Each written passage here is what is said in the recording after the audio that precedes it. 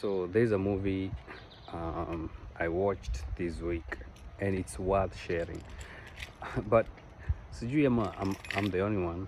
There are those kind of movies, films you watch, and you don't get the theme, but if you watch it again, you get the theme. So for me personally, there is one movie watch a few times, and then I decided to watch it again, and man, that movie blew my mind. Actually, it's not a movie; it's an animation film. Napenda animation sana, but um, and it's super crazy the way um, I got to watch this. I had a conversation on Sunday. Um, there was a ministry yenye nilikuwako part of many years ago, so kulikuwako, I had some friends wenye walikuwa na lead, and over the years nilikuja kugundua that kulikuwako na a lot of manipulation, especially religious manipulation, and so tulikuwa tunabonga, nilikuwa nabonga na wao, but we are friends, we are friends, but there is something like we don't see a lot of things eye to eye. And I think I spoke about that, but we had a conversation this week, and that conversation, like the same I could not believe you. I think my point of view, now how I have changed and how I see things, they could not believe it. We hatuja communicate in a long time, and I'll share some of those things. So so we started talking, and I could not help but notice I was say they just want to change me. Like anything I say, when I say and there was so much resistance. Like nilikuwa kuna so much resistance na wao. So basically it was like, oh, sijui kuja tukuombe, sijui ume backslide, sijui all these things. And nikamwambia hapana, I don't have to prove anything. So but I had that conversation, which yesterday I ended up having that conversation with one of my other friends. Kuna jamaa anapatananga na yeye almost every second Wednesday of the month tunapatananga, tunaongea, and so that conversation was in my mind, so I brought the conversation up, and there's so much that came out of that conversation I would like to share, but at some other point. But I had watched this movie, this animation sometime, I think it was sometime this week, so it has to be on Monday or Tuesday. I'm not good with dates. So it's an animation film, and the animation inaitwa Kumba. It's about I'm not sure if it's a zebra or a zebra. Which one do you say? You know, I think if you're from Africa, you get to choose which one you can say. Unaweza sema zebra ama zebra. So mi nitasema zebra ama zebra, whichever. So it's about a zebra which is born with stripes, not like the stripes are not fully formed. So, and the theme of the movie, it's about self-acceptance, but I'll get to that part, how I came to discover that. But I have watched this animation, and I'm telling you, the first day I watched it, because I have watched it, you may watch in long time ago, nearly watched long time ago, and see, I never got anything. Like I was like skimming through it, but this time I had nothing to do, so I decided to sit down and watch it. And so the story is about this zebra, I'm a zebra, that is born without stripes, and the name of the zebra is Kumba, and he is finding a hard time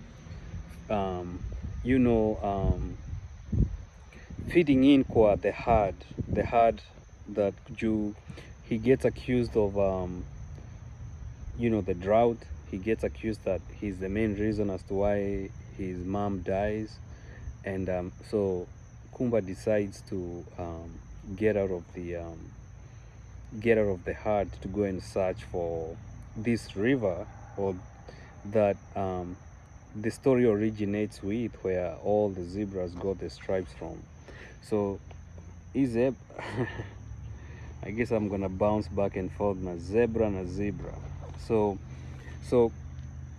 Kumba decides to embark on this journey, and so the whole journey he ends up saving his own herd, and at the end of it all, he never gets the whole stripes.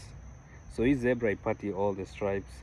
Na the story says that a long time ago they had to jump in the water to get all the stripes, but it doesn't happen for him. But he ends up saving the whole herd. Now you're the whole herd end up accepting him, and so during the week, I never, like, one of the things about me that I know is that if I know something, I'm supposed to look up something, like it just out of the ordinary, hiyo kitu kuja kwa akili yangu inaanza kunisumbua akili. So kama leo, so I was at work and there's an opening song, which I think that film is an amazing film. I think it's such an African film and it's amazing. And so I started yani hiyo wimbo ilianza kukuja kwa akili, nika decide, you know what, I'm gonna research as to why this thing is bugging my mind. I have to dig deep and find out, why did the writer write this story, what is the main theme, and it's crazy. It's the same thing that I feel like I have been resonating with. It's about self-acceptance, and actually the writer himself went on this journey, and it was Silverstone. So he grew up in South Africa during the time of apartheid. So in apartheid, yes, during that time. And so for him, it's actually a very personal story about self-acceptance and finding identity and following it. And so after thinking about it, like, I could so much resonate na the whole thing. This is something that each one of us across all the cultures, like, this is a journey lazima wewe mwenyewe you go through this journey.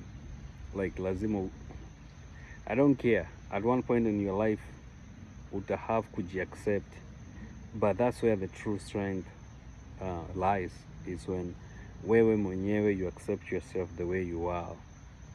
And like, Kumba ends up getting accepted by the herd by just, following his own path, and end up to save up the whole